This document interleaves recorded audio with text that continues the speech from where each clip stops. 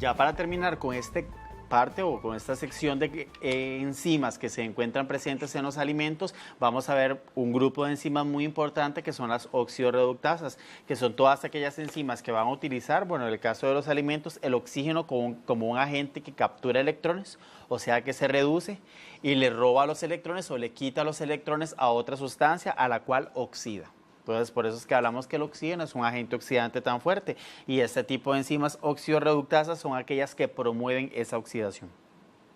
Una de estas primeras que vamos a ver es la glucosa oxidasa.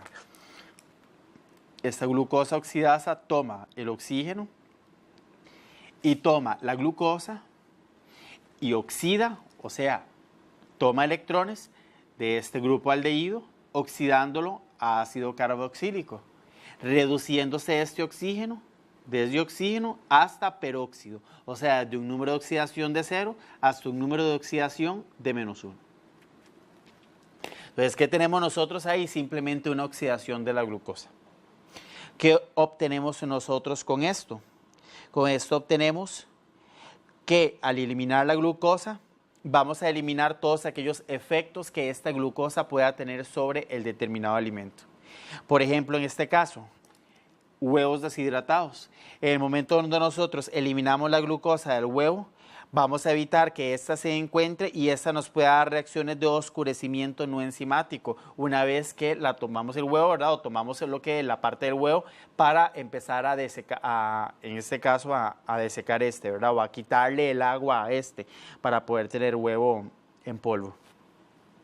Otro de los usos que tendría en este caso la glucosa oxidasa es eliminar el oxígeno residual, ¿verdad? En este caso estaríamos eliminando este oxígeno que pueda quedar en las bebidas.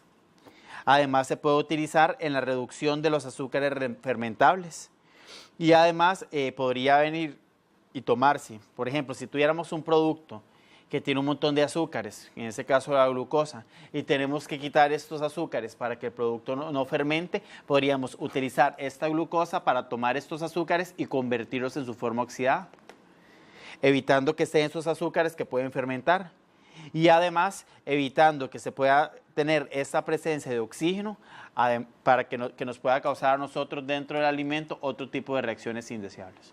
Entonces, de un momento, utilizando la glucosa oxidasa, quitaríamos tanto el azúcar como el oxígeno.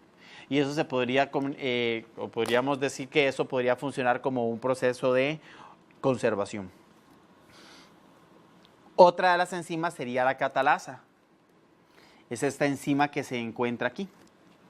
Esta enzima actúa sobre el peróxido de hidrógeno, H2O2, para a partir del H2O2 formar agua más oxígeno.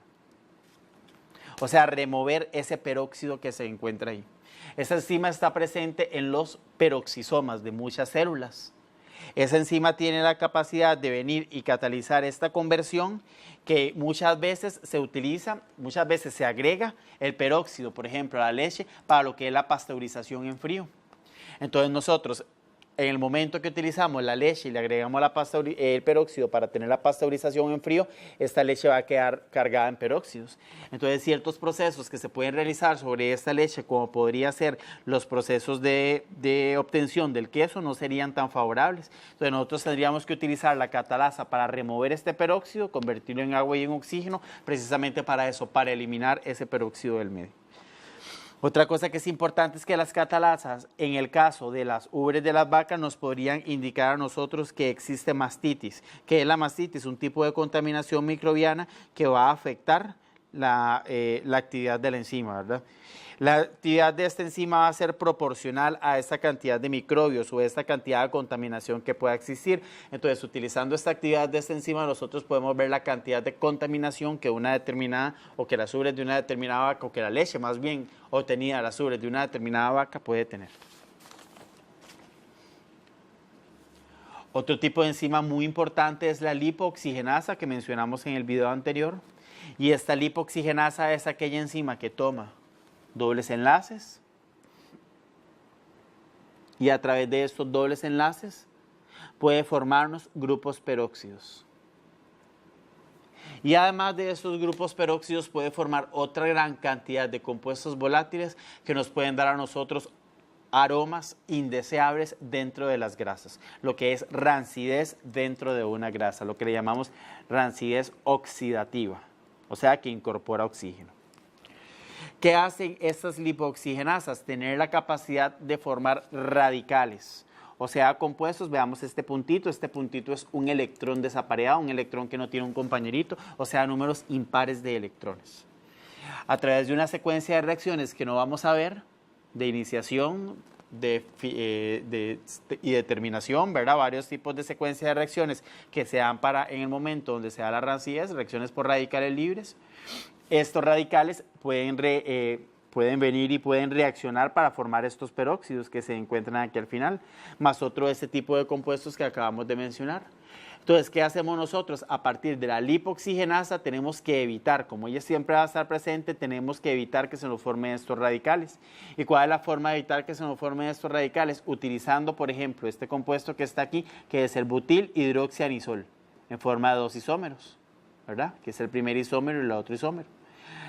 Utilizar otros compuestos como la terbutil hidroquinona, utilizar otros compuestos como también como el BHT, que también se utilizan para la preservación de este tipo de grasas.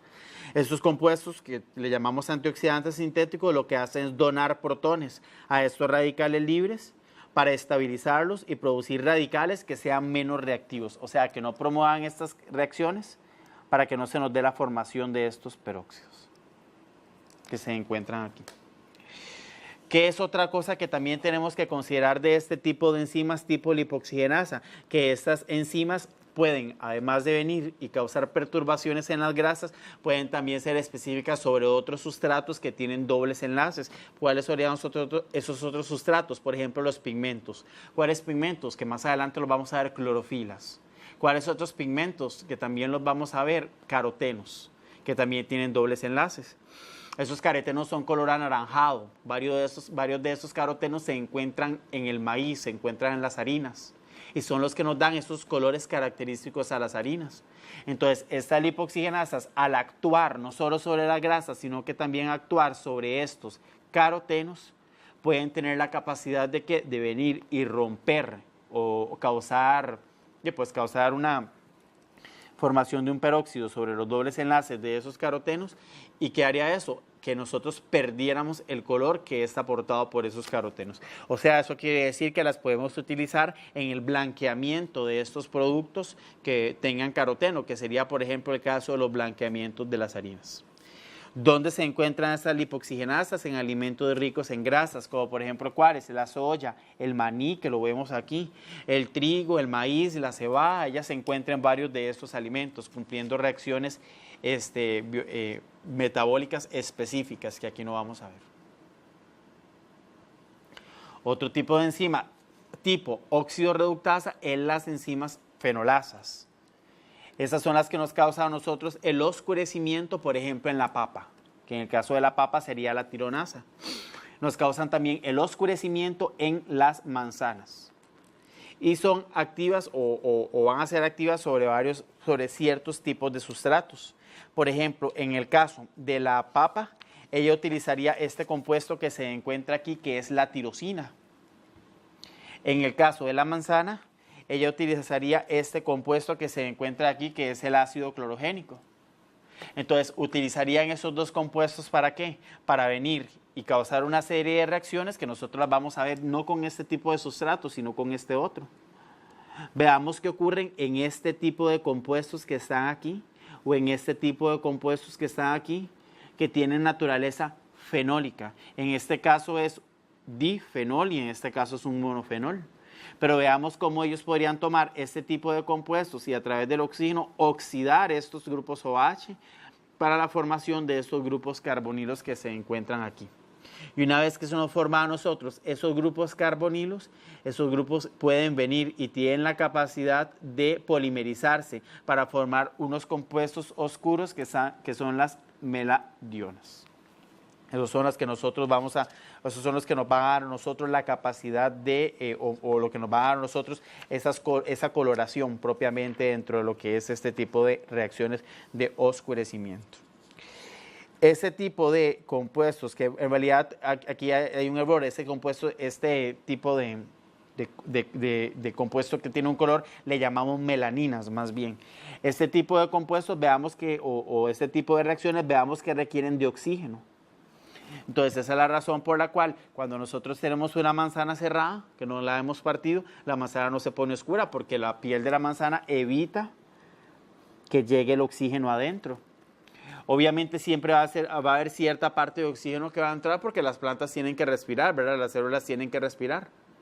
Pero ¿qué es lo que pasa? Que la enzima y el sustrato no se encuentran en los mismos compartimientos del vegetal.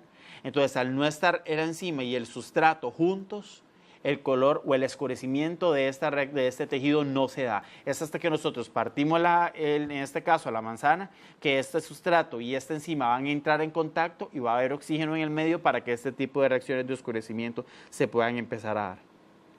Otro tipo de inhibidor que tiene esta enzima es el jugo de limón o el pH ácido, porque ya vimos que cada enzima es específica a un tipo de pH o es funcional a un tipo de pH. Entonces, cuando nosotros tomamos jugo de limón y le agregamos a las manzanas o a las papas, ¿verdad? En este caso, eso también podría ocurrir en el caso de otro montón de vegetales, pero cuando le agregamos este tipo de limón, este oscurecimiento no se da. ¿Por qué? Porque estamos cambiando el pH al cual esta enzima fenolasa es activo. Entonces, la formación de esta melanina no se podrían dar. Estas melaninas, ¿qué colores tienen? Van desde el amarillo hasta el café oscuro y nos forman a nosotros esa gran gama de colores que vemos en los alimentos. Además, ¿cómo las quitamos? Como ya hemos visto, escaldado. Veamos cómo el escaldado, pasar de tiempos de escaldado de 0 a 10 minutos, en algunos casos inhibe por completo o casi por completo la actividad de la enzima. Veamos que ya tantos minutos, 30 minutos de escaldado, prácticamente la actividad es prácticamente casi que nula, ¿verdad? La actividad, que es lo que estamos viendo nosotros en estos diferentes A, B y C, que nos preguntaremos qué son, y pues qué son estas gráficas, ¿verdad? Que en el caso de A, el corte o la rebanada, bueno, recordemos que el escaldado depende de qué tan gruesa o qué tan delgada sea un determinado corte de un vegetal. En el caso de A, el corte es de 3,7 centímetros. En el caso de B, es más grande, anda por ahí los 3,7 a los 6,3 centímetros. En el caso de C, es mayor a los 10 centímetros. Entonces, donde tenemos en casos de trozos más grandes de vegetal, el tiempo de escaldado obviamente va a ser mayor, ¿verdad? ¿Por qué? Porque obviamente ocupamos más tiempo para que llegue el calor a esa enzima que se encuentra ahí. Ya para terminar con este capítulo de enzimas, que es un capítulo largo, pero es muy, muy importante en los alimentos, vamos a tener otros dos tipos de enzimas. Las transferasas, que es lo que hacen, es prácticamente tomar un grupo, en este caso, ¿verdad? Tomar un grupo de una reacción, donde podríamos decir que AB es la molécula donadora que transfiere el grupo B a C, el cual en este caso no podría ser una molécula de agua, porque si no en este caso estaríamos hablando de una hidrólisis. ¿Cuáles son algunos tipos de transferasas importantes que nosotros podemos tener en los alimentos? Por ejemplo, la dextransacarasa, la levansacarasa, que es prácticamente dos reacciones que nos incluyen a nosotros lo que es transferencias, o nos van a sintetizar a partir de la sacarosa varios polímeros de la glucosa o varios polímeros que como la fructosiltransferasa, ¿verdad? Que es otro tipo de enzima que actúa sobre ellas. Varios polímeros que a eso no les vamos a dar tanta importancia. Esta última sí la vamos a ver nada más de una forma muy, muy, muy resumida, que es la ciclodextrin-glucosiltransferasa, que es aquella que utiliza, ¿verdad? O que toma varias de estas moléculas y nos forma estas ciclodextrinas que se encuentran aquí. Entonces, lo que vamos a hacer es tener una enzima que va a ser capaz de ciclar o cerrar en forma cíclica estas dextrinas. Ellas tienen la capacidad tanto de venir y formar las dextrinas, ¿verdad? Pero también tienen la capacidad de ciclarlas, ¿verdad? Y formarnos esas ciclodextrinas que van a tener propiedades funcionales bastante importantes. Esas nada más las vamos a ver sumamente por encima, ¿verdad? Las transferasas. Y las últimas que vamos a ver son las isomerasas, que bueno, ya hemos visto que es una reacción de isomerización. En este caso, una isomerasa que tendríamos nosotros sería la isomerasa que podríamos utilizar para venir y tomar esta glucosa y convertirla en su respectiva fructosa, o sea, isomerar esta glucosa a fructosa. ¿Para qué utilizamos nosotros ese tipo de isomerización de glucosa a fructosa? Para la producción de jarabes fructosados, o sea, jarabes actos en fructosa, que lo que simplemente tomamos es una enzima que nos causa esta isomerización. Esa enzima, además, tiene la capacidad de ser bastante ágil o bastante fácilmente empleada en la industria, gracias a que estas isomerasas se pueden utilizar inmovilizadas en soportes sólidos. Eso es algo que va a ser importante que los estudiantes investiguen de acá adelante, lo que es inmovilización enzimática, porque es algo que se utiliza mucho dentro de la industria de ciertos alimentos que son tratados con enzimas.